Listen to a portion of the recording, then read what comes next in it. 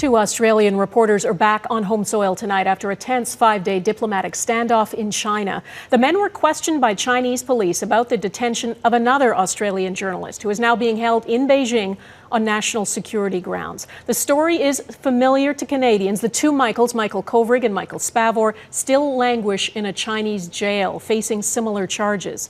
All of it a low point in relations between China and the West, as Redmond Shannon reports.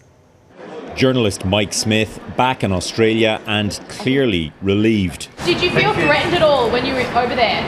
A little bit, yes. It was a complicated experience. Smith and Bill Birtles had been the last two Australian journalists in China working for Australian media outlets. And then last week, Australian officials advised them to leave as soon as possible. But before they could do so, they knock on the door to say, we are from the Beijing Department of the National Security Bureau, and we're here to tell you that you are involved in a case. The Chinese officials wanted to speak to the men about the news anchor Cheng Lei. She's an Australian citizen who was working in Beijing for a state-controlled television network, but was detained last month on national security grounds. We're kind of odd people to interview or interrogate if it was really just about that case.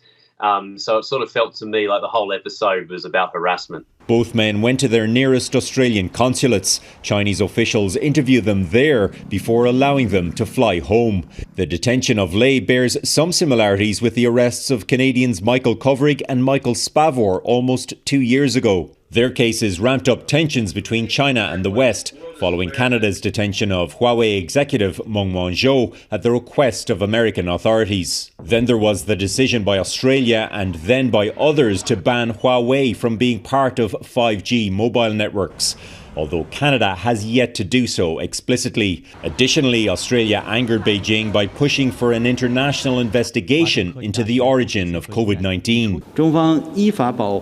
The Beijing spokesman said Tuesday, as long as foreign journalists abide by the law, there is no need to worry. Global Affairs Canada says it doesn't keep track of the number of Canadian journalists working for Canadian media outlets in China, but says it advises a high degree of caution due to arbitrary enforcement of local laws. Redmond Shannon, Global News, London.